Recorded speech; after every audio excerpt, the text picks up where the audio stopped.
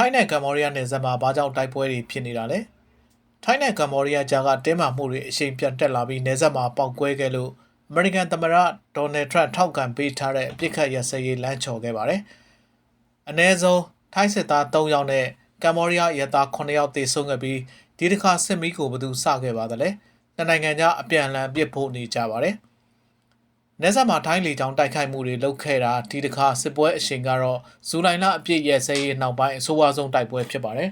။နယ်စပ်အငင်းပွားမှုပြဿနာဘာကြောင့်ဖြစ်ရတာလဲ။ထိုင်းနဲ့ကမ္ဘောဒီးယားကြားနယ်မြေအငင်းပွားမှုကနှစ်တရာကျော်ခဲ့ပြီပဲဖြစ်ပါတယ်။ကမ္ဘောဒီးယားကိုပြင်သစ်သိမ်းပိုက်ထားတော့က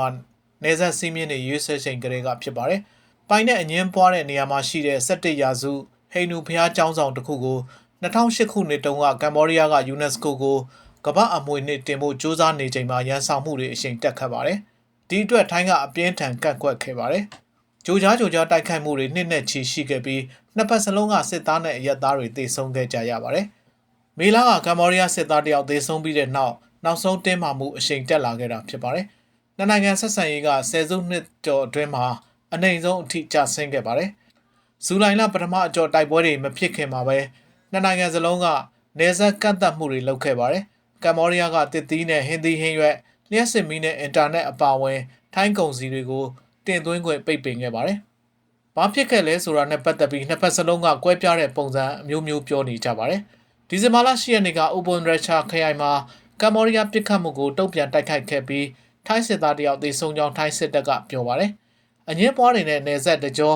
စစ်ရေးပြစ်မှတ်တွေကိုလေကြောင်းကပစ်ခတ်ခဲ့တယ်လို့လည်းထိုင်းစစ်တပ်ကပြောပါတယ်။ဒါပေမဲ့ပရဝီယာခရိုင်မှာထိုင်းတပ်တွေစတင်တိုက်ခိုက်ခဲ့တယ်လို့ကမ္ဘောဒီးယားကာကွယ်ရေးဝန်ကြီးဌာနကပြောထားပါတယ်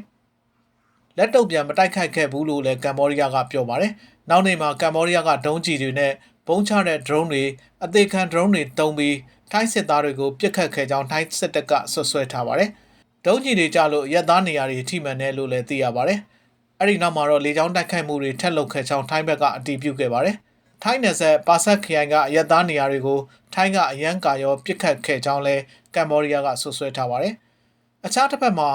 စပစ်တယ်လို့အပြန်အလှန်ဆွဆွဲမှုတွေနဲ့ပဲနှစ်ဖက်စလုံးကအပြန်အလှန်အပြစ်တင်နေကြတာပါ။မြန်ဆန်စစ်ရှိန်တက်လာပြီးကမ္ဘောဒီးယားဒုံးကျည်တွေနဲ့ပြစ်ခတ်ခဲ့တယ်လို့ထိုင်းကဆွဆွဲပြီးကမ္ဘောဒီးယားပြစ်မှတ်တွေကိုထိုင်းကလေကြောင်းကနေတိုက်ခိုက်ခဲ့ပါတယ်။စစ်ပွဲ9ရက်တာကာလအတွင်းမှာအနည်းဆုံး48ယောက်သေဆုံးခဲ့ပြီးလူထောင်ချီအခြေပြက်အနေပြက်ထွက်ပြေးခဲ့ရပါတယ်။မလေးရှားအကူအညီနဲ့ထရန့်ကကြားဝင်ဖြန့်ပြေးပေးခဲ့ပြီးပြစ်ခတ်ရစရေးအတွက်ညှိနှိုင်းပေးခဲ့ပါတယ်။ကွာလာလမ်ပူငြိမ်းချမ်းရေးသဘောတူညီချက်ဆိုပြီးအော်တိုဘာလမှာလက်မှတ်ထိုးအောင်လဲအမေရိကန်သမ္မတကကြီးကြပ်ပေးခဲ့ပါတယ်။ထိုင်းကတော့ဒီလိုခေါ်ဖို့ညှင်းပယ်ခဲ့ပြီးထိုင်းနဲ့ကမ္ဘောဒီးယားဝန်ကြီးချုပ်တွေကွာလာလမ်ပူမှာဆွေးနွေးခဲ့တဲ့ရလဒ်ကိုပူးတွဲကြေညာချက်လို့ပဲရည်ညွှန်းသုံးနှုန်းခဲ့ပါတယ်။အငင်းပွားနယ်မြေကလက်နက်ကြီးတွေပြန်ရွှေ့ပေးဖို့ယာယီစောင့်ကြည့်ရေးအဖွဲ့တီထောင်မှုကိုလည်းနှစ်ဖက်စလုံးကသဘောတူခဲ့ကြပါတယ်။ထိုင်းမှာဖမ်းထားတဲ့ကမ္ဘောဒီးယားစစ်သား18ယောက်ကိုပြန်လွှတ်ပေးဖို့ကတော့နောက်တစ်ဆင့်မှာပါဖို့ရှိခဲ့ပါတယ်။ထရန့်ရဲ့ငြိမ်းချမ်းရေးအပေးအယူဘာဖြစ်သွားသလဲ။ဒီသဘောတူညီချက်ကိုနိုဝင်ဘာလမှာထိုင်းကရပ်ဆိုင်းခဲ့ပြီး